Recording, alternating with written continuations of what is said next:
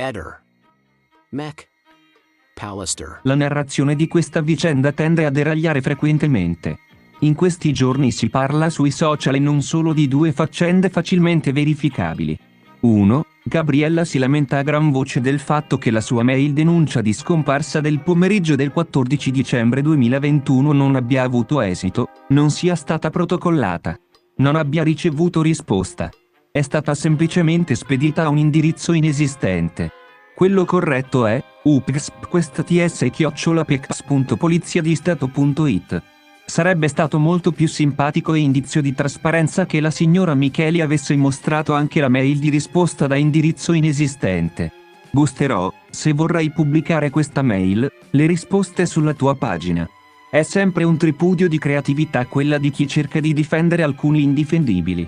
2. Povera Lilly, era talmente mite e buona che le tocca anche da lassù vedersi privare di una delle sue vere passioni, la Formula 1.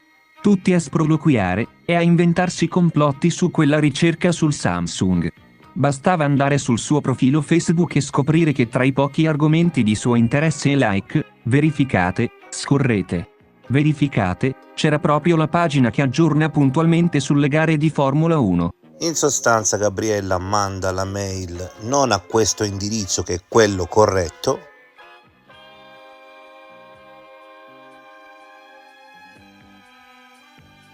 ma a questo indirizzo che a quanto pare non esisterebbe. Ovviamente un piccolo errore, ma che pregiudica la ricezione della stessa.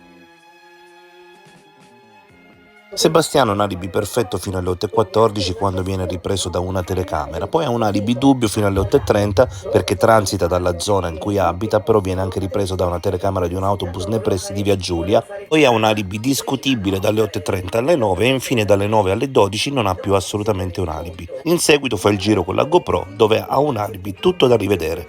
È tanto dolore, guarda, tanto dolore perché lei non è qui con me. Non può vedere, se n'è andata troppo presto.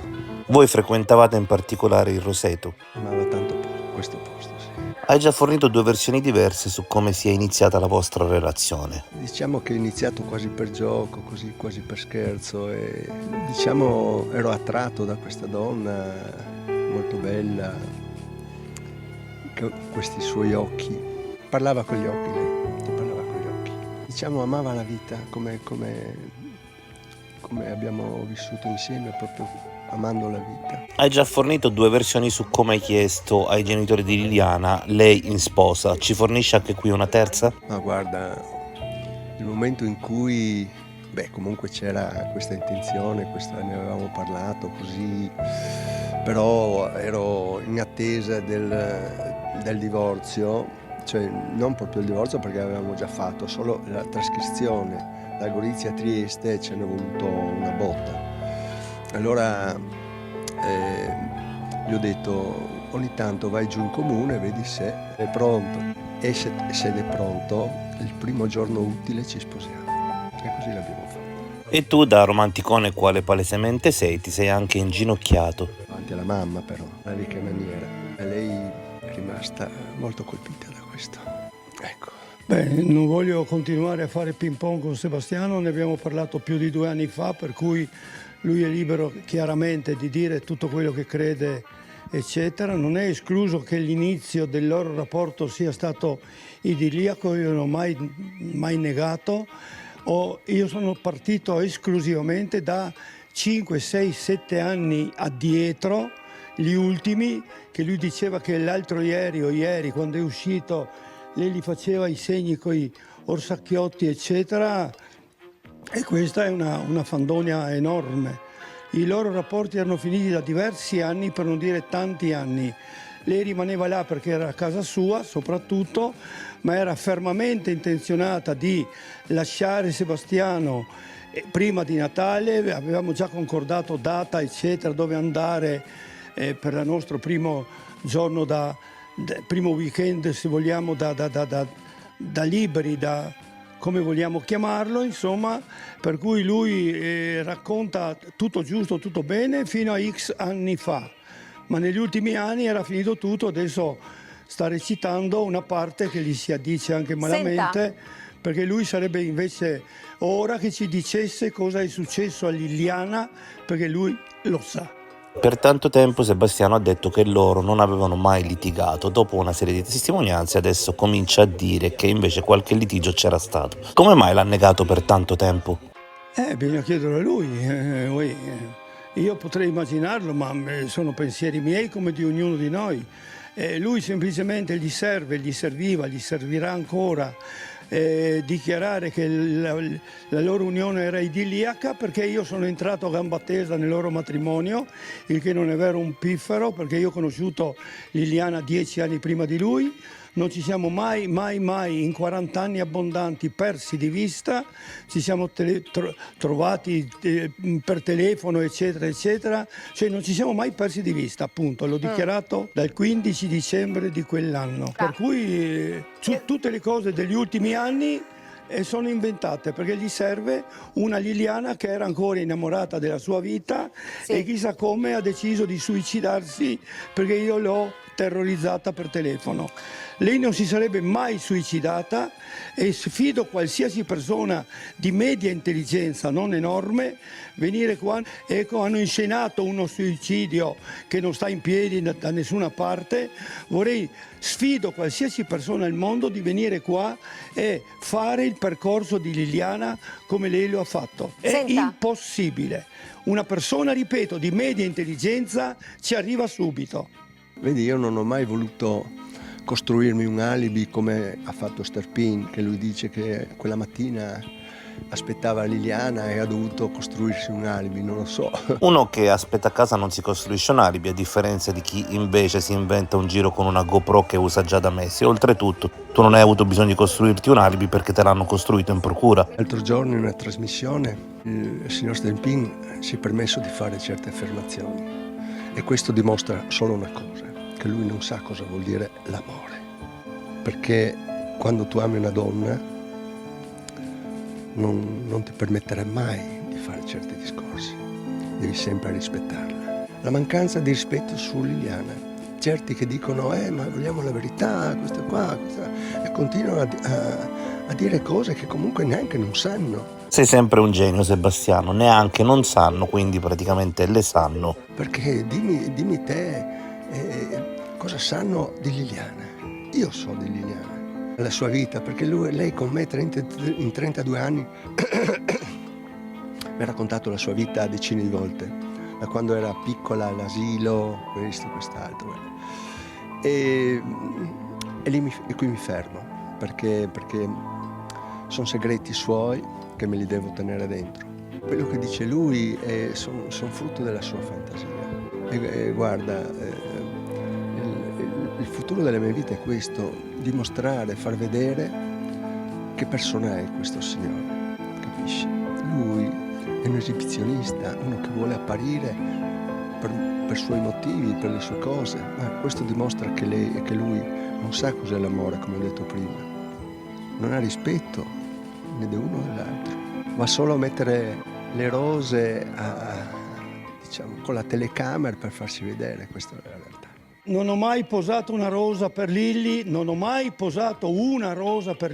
messe una 70 con una telecamera appresso. Le telecamere sono arrivate dopo, la rosa era già là, sempre.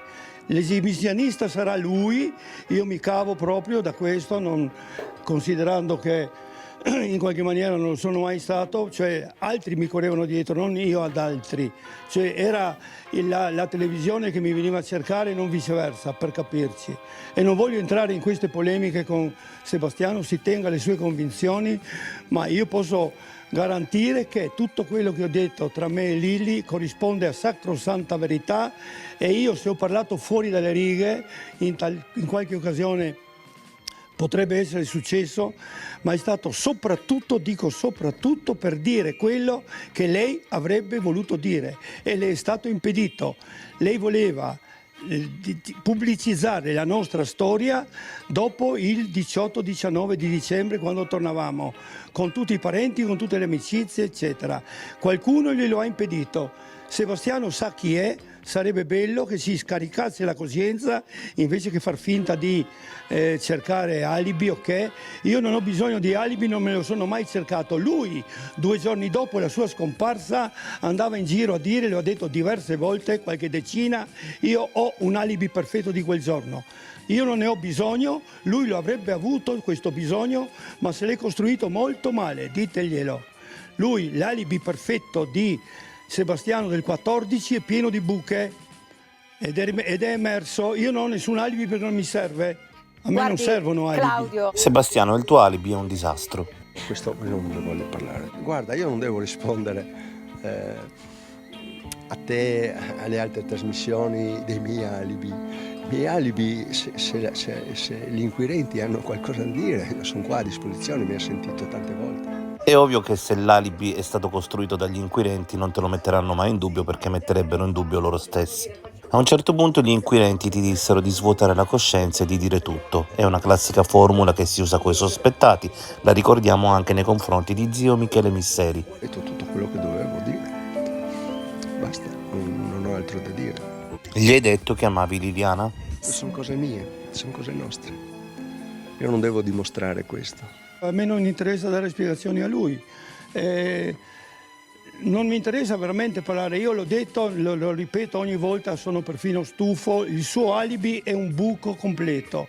Lui si è costruito un alibi che ha delle incongruenze mostruose già da subito, motivo per cui è inutile parlare di alibi. È lui che lo ha decantato nei primi giorni, lui avrà ripetuto decine di volte con tutti, io per quel giorno un alibi perfetto. Perché cavolo ti serve un alibi quando tua moglie è appena scappata di casa, secondo logica, e si è riparata da una cugina, un'amica, una qualcuno e tornerà dopodomani. Lui non l'ha cercata perché sapeva che non sarebbe tornata, punto. Questa è la verità, qualcuno glielo deve dire. Lui non ha cercato Liliana, mai, perché non serviva, sapeva che non serviva cercarla. Tutto è suggestivo qua, questa storia ha assunto dei connotati che non si sa neanche come classificare ormai, purtroppo, però tutte le indagini, tutte le iniziative, tutte conducono o partono da un posto o in un posto, sempre quello. Ecco. Lui quella mattina si è incontrato con Lilli, punto. Quello che risulta dall'autopsia, Liliana è morta per uno scompenso cardiaco acuto. Non c'è assassino che abbia modo di provocare uno scompenso cardiaco acuto senza l'intervento di qualche sostanza, qualche medicinale che non è stato trovato in sede di autopsia. Liliana è morta dallo shock, dallo spavento, per una probabile aggressione sicuramente verbale, ma i segni sul viso dicono che c'è stata anche un'aggressione fisica e non c'è scampo. Potrebbe aver litigato qualcuno che Liliana aveva deluso le sue aspettative, qualcuno che ha delle aspettative superiori a quelle reali, qualche sogno affettivo. Liliana è salita in macchina con qualcuno, se Liliana è salita in macchina con qualcuno era qualcuno che conosceva molto molto bene, se no non sarebbe salita. Se è così c'era un appuntamento, e se c'era un appuntamento dovrebbero essere tracce di con chi ha concordato questo appuntamento un giorno prima, 2 giorni prima, una settimana prima. Un puzzle che finirà senza tessere, un puzzle purtroppo che alla fine mancherà qualche tessera in ogni caso. C'è un sacco di gente che deve dire tante cose, banalmente anche Covalero sta raccontando le storie dell'orso e io immagino perché lui le buttava a sardoni, si dice in triestino, e sono caduti tutti per terra. Io sapevo tutte le persone con le quali lei ieri, oggi, domani prendeva un caffè, me lo diceva, proprio per fugare in me qualsiasi eventuale dubbio, titubanza. Tutte le volte che lei ha preso un caffè con Covalero io l'ho saputo, mentre invece lui non sapeva niente di noi. Fulvio Covalero passava spesso le sue giornate a bighellonare nella zona di San Giovanni, allora vedendo passare Liliana da sola si sarà chiesto ma questa dove va? Quindi non si può escludere che a un certo punto l'abbia seguita scoprendo che andava a casa di Sterpin. A quel punto per gelosia e invidia ha ritenuto utile dirlo al marito Sebastiano e probabilmente quindi Sebastiano inizialmente scopre tutto da Fulvio. chiamiamola come vogliamo, insomma, comunque era un'amicizia, meglio non parlare. Ehi, non dimenticare di iscriverti a questo canale.